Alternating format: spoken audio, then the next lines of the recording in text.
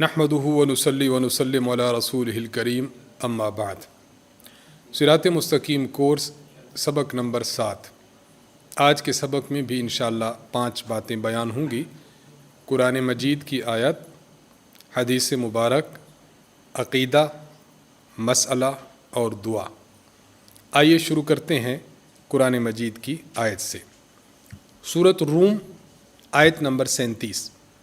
اللہ تبارک و تعالی ارشاد فرماتے ہیں، اعوذ باللہ من الشیطان الرجیم، بسم اللہ الرحمن الرحیم۔ اولم یروا ان اللہ یبسط الرزق لمن یشاء ویقدر ان فی ذلک لآیات لقوم یؤمنون۔ اللہ فرماتے ہیں، کیا انہوں نے نہیں دیکھا کہ اللہ جس کے لیے چاہتا ہے رزق کشادہ کر دیتا ہے اور جس کے لیے چاہتا ہے تنگ کرتا ہے۔ بے شک اس میں ان لوگوں کے لیے نشانیاں ہیں جو ایمان رکھتے ہیں۔ اس آیت مبارکہ میں اللہ تبارک و تعالیٰ نے رزق دینے کی نسبت اپنی جانب کی ہے کہ میری ہی ذات ایسی ہے جو رزق دیتی ہے۔ تو ہمیں بطور مسلمان یہ عقیدہ رکھنا چاہیے کہ رزاق ذات اور کائنات کو پالنے والی ذات وہ اللہ تعالیٰ کی ذات ہے۔ نمبر 2، اس سے یہ بات بھی سمجھ آتی ہے کہ رزق کسی کا زیادہ ہو سکتا ہے اور کسی کا رزق کم ہو سکتا ہے۔ رزق کا کم ہونا یا رزق کا زیادہ ہونا، یہ جو تقسیم ہے، یہ تقسیم بھی خدا تعالیٰ کی جانب سے ہے اور اس میں بندوں کا کوئی اختیار نہیں ہے۔ ایسا ممکن ہو سکتا ہے ایک بندہ محنت کرے لیکن اللہ تعالیٰ کی طرف سے یہ فیصلہ ہو کہ اس کو ہم نے تھوڑا رزق دینا ہے تو رزق کو تھوڑا ملے۔ ایک بندہ محنت نہ کرے، فیصلہ ہو کہ اللہ تعالیٰ نے کہ میں اس کو زیادہ دینا ہے تو اللہ تعالیٰ اس کو زیادہ دے دے، تو یہ ممکن ہے۔ باقی کم دینا اور زیادہ دینا، اس میں کئی حکمتیں اللہ تعالیٰ نے پنہا رکھی ہیں۔ بعض مرتبہ ایسا ہو سکتا ہے ایک بندے کو کم دیا، دیکھیں یہ صبر کرتا ہے یا نہیں۔ ایک کو بہت وافر مقدار میں دیا، دیکھیں یہ اللہ کا شکر کر کے اللہ تعالیٰ کے احکامات کے مطابق غرباء میں، فقراء میں، مساکین میں، ضرورت مندوں میں خرچ کرتا ہے یا نہیں کرتا۔ اور اللہ فرماتے ہیں، ان فی ذلک لآیات لقوم یؤمنون، ایمان والے لوگوں کے لیے اس میں بہت نشانیاں ہیں اور اللہ تعالیٰ نے اس میں بہت سی آیات اور نشانیاں رکھی ہیں۔ قرآن مجید میں اللہ تبارک و تعالیٰ ایک اور مقام پر ارشاد فرماتے ہیں، نحن قسمنا بینہم معیشتہم فی الحیات الدنیا ورفعنا بعضهم فوق بعض درجات لیتخذ بعضهم بعضا سخریا۔ اللہ تعالیٰ نے ارشاد یہ فرمایا کہ دنیا کی زندگی میں ہم نے کسی کو رزق زیادہ دیا ہے اور کسی کو رزق کم دیا ہے۔ عام بندے کے ذہن میں آتا ہے کہ رزق برابر دیتا ہے، لیکن اللہ تعالیٰ اس کی جو حکمت ارشاد فرماتے ہیں وہ ایسی ہے کہ جو دنیا کے اسباب اور دنیا کے کاموں کو چلانے میں بنیادی حیثیت رکھتی ہے۔ اللہ تعالیٰ فرماتے ہیں، لیتخذ بعضهم بعضا سخریا۔ ہم رزق میں ڈفرینس کیوں رکھتے ہیں، کسی کو زیادہ اور کسی کو کم؟ اس کی وجہ کہ جس کو زیادہ دیا ہے وہ ان لوگوں سے کام لے سکے جن کو کم دیا ہے۔ اور یہی کچھ ہوتا ہے، ایک بندے کے پاس بہت زیادہ بینک بیلنس ہے، اب جب تک چھوٹے طبقے کے لوگ پیسے لے کر کام نہ کریں اس کا پیسہ بیکار ہے۔ اسی طرح چھوٹوں کو نہیں دیا تاکہ وہ اپنے مزدوری اور محنت کریں اور ان سے رزق حاصل کریں۔ یوں دنیا کا سسٹم اور دنیا کا نظام بیلنس رہتا ہے۔ اگر سب کے پاس ہی رزق ہوتا اور کسی کو کوئی حاجت نہ ہوتی تو لوگ دوسرے کے کام کیسے آتے؟ یہاں 2 باتیں میں عرض کرنا چاہوں گا۔ پہلی بات یہ کہ انسان یہ چاہے کہ اس کا رزق میں اللہ وسعتیں دے دے، برکتیں عطا فرما دے، تو ایک تو یہ حدیث مبارک میں بھی ہے، حضرت امام اعظم ابو حنیفہ رحمہ اللہ نے وہ روایت نقل کی ہے کہ اللہ تبارک و تعالیٰ کے پیغمبر صلی اللہ علیہ وسلم نے ارشاد فرمایا ہے، من تفقہ فی دین اللہ کفاہ اللہ ہمہ ویرزقہ من حیث لا یحتسب۔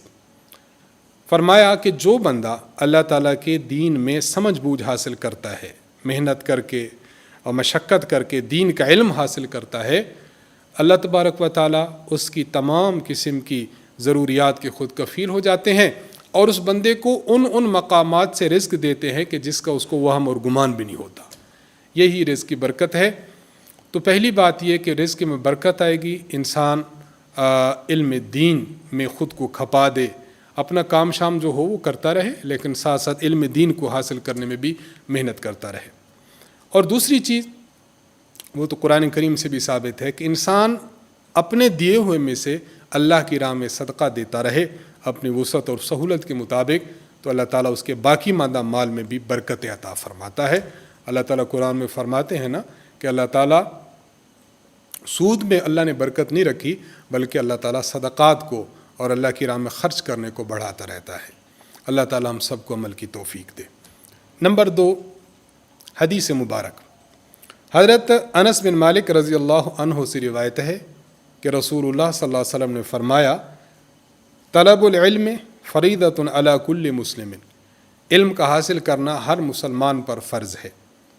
وواضع العلم عند غیر اہلہ کمقلد الخنازیر الجواہر واللؤلؤ والذہب، ایسا بندہ جو علم کا اہل نہ ہو اور اس کو علم دے دیا جائے، اس کو علم حاصل کرا دیا جائے، اس کو بتا دیا جائے، تو پھر یہ ایسے ہے کہ جس طرح موتیوں کا ہار ہو، سونے کا ہار ہو اور اسی طرح جواہرات کا ہار ہو، ایسا ہار کسی خنزیر کو پہنا دیا جائے تو یہ بھی بے محل پہنایا گیا۔ اسی طرح جو غیر اہل آدمی ہو اس کو بھی علم دے دینا، یہ بھی ایسا ہی ہے۔ اس حدیث مبارکہ میں 2 باتیں سمجھ جائیں۔ نمبر 1 یہ کہ علم کا حاصل کرنا ہر مسلمان پر فرض ہے۔ علماء امت فرماتے ہیں کہ فرض کی 2 قسمیں ہیں، ایک ہے فرض عین اور ایک ہے فرض کفایہ۔ اتنا علم ہر بندے پر فرض عین ہے کہ جس سے اس کی 24 گھنٹے کی زندگی اسلام اور شریعت کے مطابق گزر سکے۔ نماز ہر ایک بندے نے پڑھنی ہے تو نماز کے موٹے موٹے مسائل سیکھنا ضروری ہے، اس میں قرات کرنی ہے، قرات سیکھنا ضروری ہے۔ اچھا، ایک آدمی ایسا ہے کہ جو تجارت کرتا ہے، اس کی دکان ہے، پرچون کی دکان کھولی ہے، بیکری کھولی ہوئی ہے، کوئی اور سٹور کھولا ہوا ہے، تو اب اس سٹور کے مسائل کہ قیمت فروخت کیا رکھوں، قیمت خرید کیا رکھوں، پرسنٹیج کیا ہونا چاہیے، ادھار دوں تو ادھار کا طریقہ کار کیا ہو، قسطوں میں چیز دیتا ہوں اس کا طریقہ کار کیا ہو، یا آج کل جو جدید قسم کی خرید و فروخت ہو رہی ہے اس کے مسائل کیا ہیں، اپنی زندگی میں پیش آمدہ وہ مسائل جو اس کی 24 گھنٹے کی زندگی ہے جس میں سہولت کے ساتھ وہ چل سکتا ہو، تو اتنا علم حاصل کرنا تو فرض ہے۔ ہاں، ایسا علم جو اس کی اپنی ضروریات سے زائد ہو، مثلا علماء ہیں، علماء امت علم کو حاصل کر رہے ہیں، ایسے مسائل جان رہے ہیں کہ جو ضرورت دوسروں کی ہیں، تو ایسے مسائل جو اپنی ضروریات سے زائد دوسروں کی ضروریات کو پورا کریں، یہ بھی فرض ہے، لیکن فرض کفایہ ہے۔ اگر کوئی بھی ایسا بندہ دنیا میں نہ رہے کہ جو علم دین جو دوسروں کی ضروریات ہے اس کے پاس نہ ہو، ایک بندہ بھی نہ ہو، تو پھر یہ گناہ سب پر ہوگا۔ اس لیے الحمدللہ تمام امت مسلمہ کو اس بات پر خدا کا شکر کرنا چاہیے کہ آج مدارس کا وجود موجود ہے۔ آج مدارس ہیں تو آج ہماری یہ مسائل اور ہمارے یہ جو 24 گھنٹے کی زندگی میں پیش آنے والی جتنی بھی صورتوں کے مسائل ہیں، علماء بحمدللہ اس کا حل دیتے ہیں۔ ان کے شکر بھی کرنا چاہیے اللہ تعالیٰ کا، اور ان کی قدر بھی کرنی چاہیے۔ دوسری بات یہ کہ غیر اہل ہو، اہل نہ ہو، جس کو ایسا بندہ مثلا اس کو دین کے علم کی اہمیت ہی دل میں نہیں ہے، علماء کی اہمیت بھی نہیں ہے، آج علم پڑھ لے گا کل علماء کے سامنے ہو جائے گا، یا ایسا ہے جو تحریف کرنے والا ہے، جس کا دماغ اسلام اینٹی اسلام ہے، اب اس کے پاس جب علم آئے گا تو اس کو اسلام کے خلاف استعمال کرے گا۔ ایسے بندوں کو علم بھی نہیں دینا چاہیے، اور دعا کرنی چاہیے کہ لوگ علم کے قریب نہ آئیں۔ کیوں؟ اگر اینٹی اسلام بندہ علم کے قریب آتا ہے، علم کو اسلام کے خلاف استعمال کرتا ہے، تو پھر یقینی بات ہے کہ یہ علم اس کے ہاتھ میں پھر تلوار ہوگا جس سے وہ اپنے لوگوں کو کاٹ رہا ہوگا۔ تو ایسے علم اللہ تعالیٰ سے مانگنا بھی چاہیے، اور ایسے لوگوں میں اس علم کے پیوست ہونے کی دعا کرنی چاہیے جو اسلام کے موافق اور اسلام کے مطابق اس علم کو استعمال کریں۔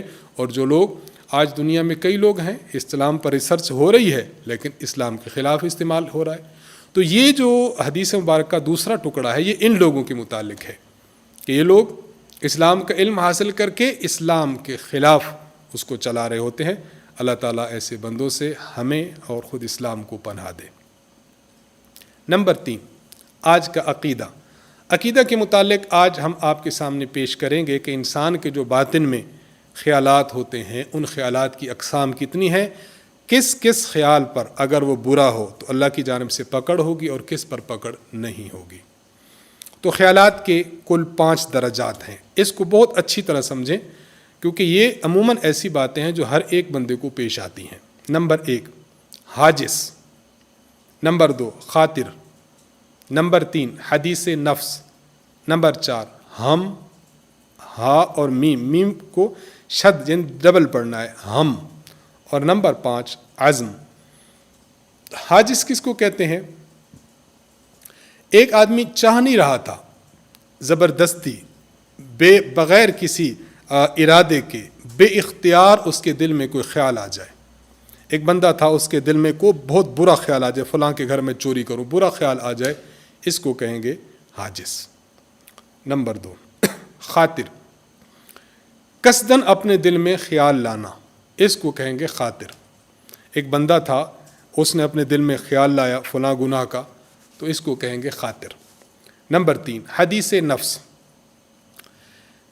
دل میں ایسا خیال پیش ہوا کہ یہ کام کرنا ہے لیکن اب تردد ہے کرنے اور نہ کرنے کے متعلق۔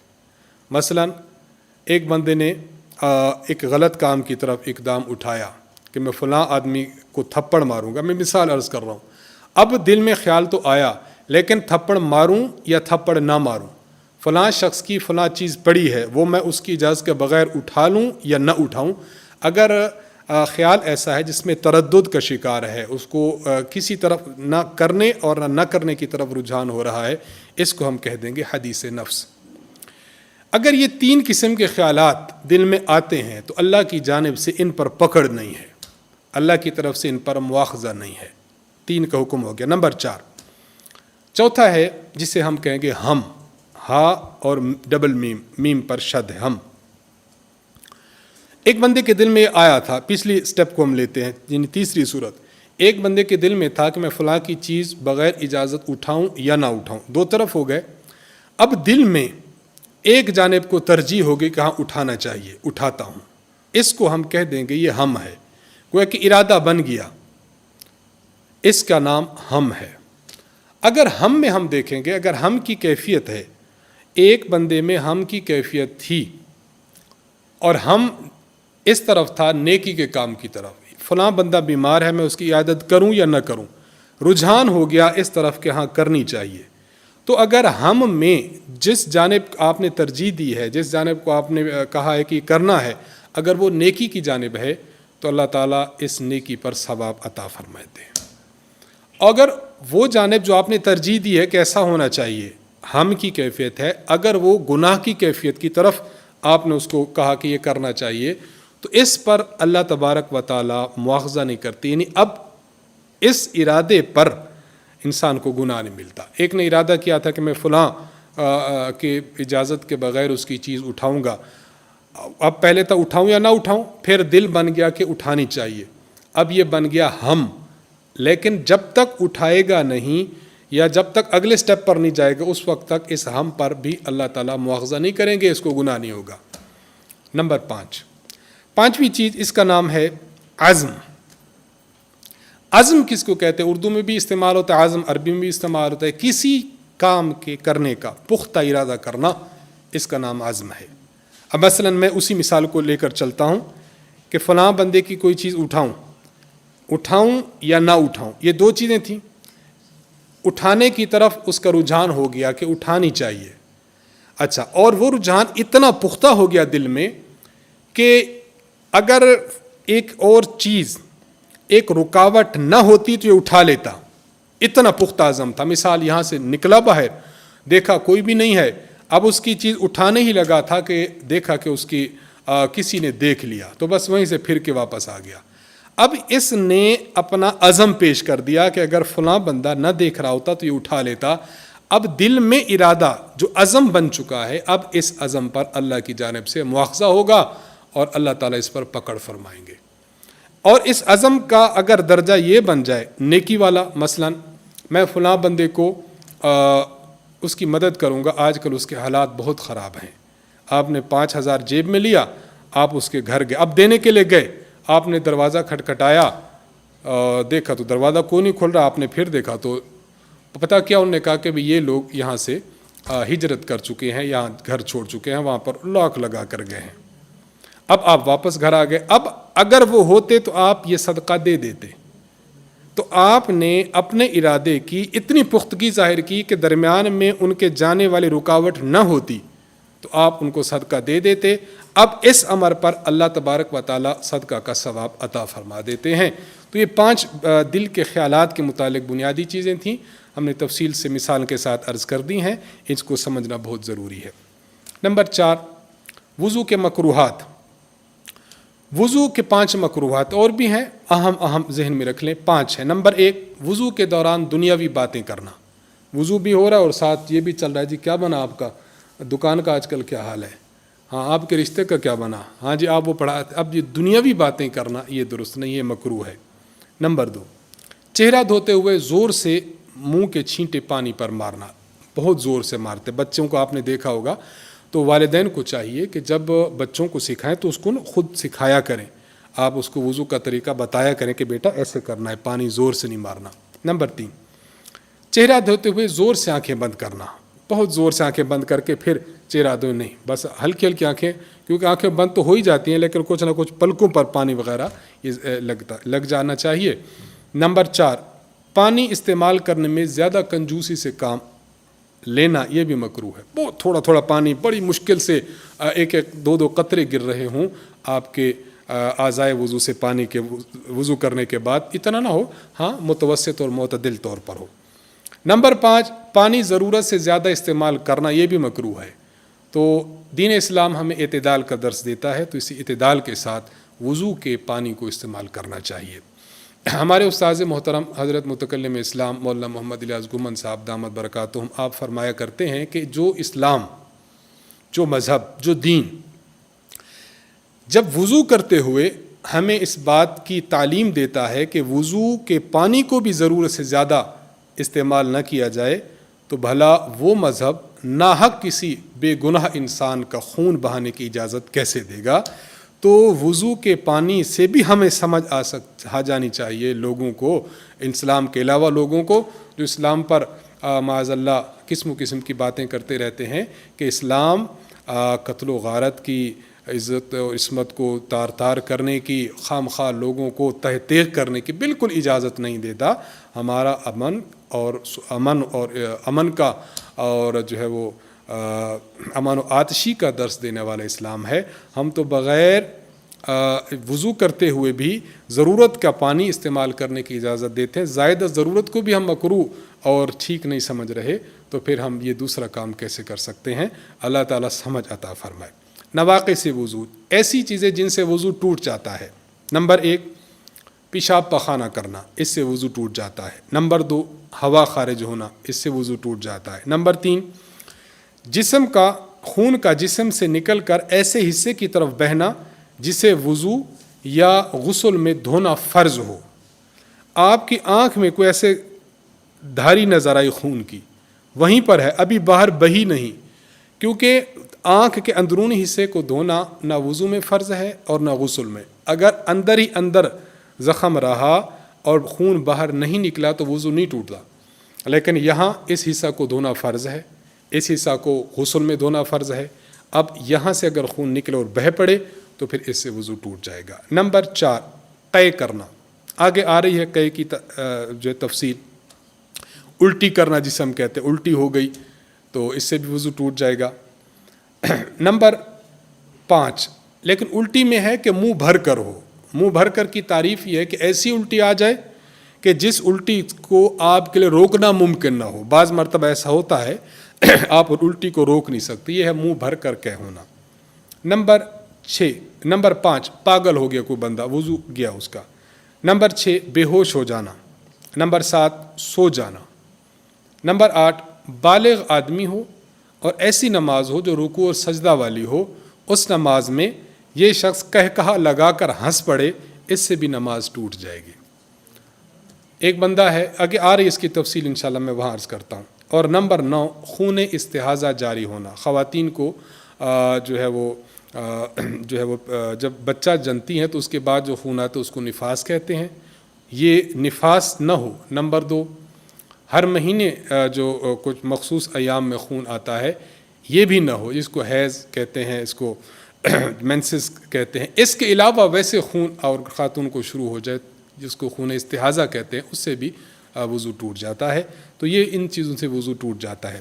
2 چیزیں بطور اہم سمجھ لی جائے۔ نمبر 1، ہم نے بات کی تھی قے کی، قے سے وضو ٹوٹ جاتا ہے۔ تو قے سے کیا مراد ہے؟ قے کی عموماً 3 قسمیں ہیں، الٹی آنے کی عموماً 3 قسمیں ہیں۔ نمبر 1، کھانے پینے کی آ جائے،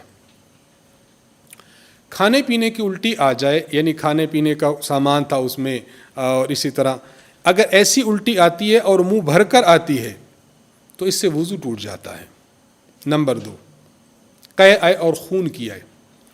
اب دیکھیں گے اگر خون کی قے کسی کو آئی ہے اور منہ بھر کر آئی ہے اور اس میں خون کے لوتھڑے ہیں، بہنے والا خون یا پتلا خون نہیں ہے، اگر لوتھڑے خون کے آئیں اور الٹی آئے اور منہ بھر کر آتی ہے